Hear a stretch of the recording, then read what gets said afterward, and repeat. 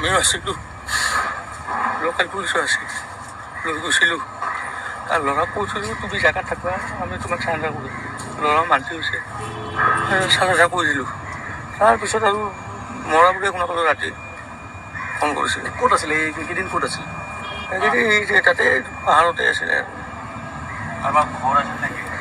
ঘৰ আছিলে না। আচ্ছা, যোৱাকালিতো চাৰেণ্ডাৰ কৰাৰ কথাটো ওলাইছিল, কেনেকৈ কি আপোনালোকে কৈছিল বা আৰু কি কৈছিলে যে? আৰু যেতিয়া ল'ৰাটো আমাৰ যোগাযোগ নাছিল মাজতে, তাৰপিছত সি নিজে ফোন কৰি বেলেগৰ ফোনেদি আমাক কৈছে, খবৰ লৈছে আৰু তেতিয়া আৰু আমি বিপদখিনি কথাটো কৰোঁ। কৈছে মই চাৰেণ্ডাৰ কৰিম। মই সুধিলোঁ, সি কৈছে মই চাৰেণ্ডাৰ কৰিম আব্বা। তেতিয়া তাৰপিছত কি কৰিলোঁ, চাৰেণ্ডাৰ কৰি যদি বাবা তই অমুক পাহাৰতে তাতে ৰৈ থাকিবি। দামপুৰৰ পাহাৰ আছিল? দামপুৰৰ পাহাৰ। তাৰপিছত লোকেল পুলিচক খবৰ দিছোঁ, 3জন গৈছে আমাৰ লগত। এইটো কেতিয়া? কালি 10:15। কালি ৰাতিপুৱা।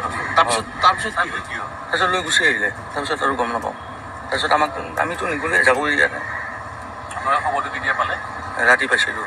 আৰু এই 4জন আৰু যে আছে বন্ধু 4জন, ইহঁতৰ কথাটো গম নাপাওঁ। নামকেইটা মানে ফাইজুল আছিলে, এজন পুনা আছিলে,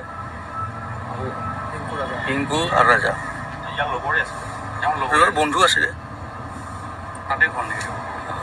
অলপ এটা এলেকাতে।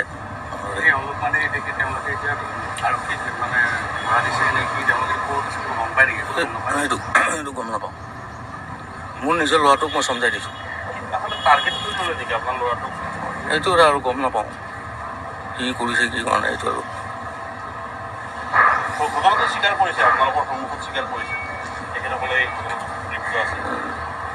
কোনে?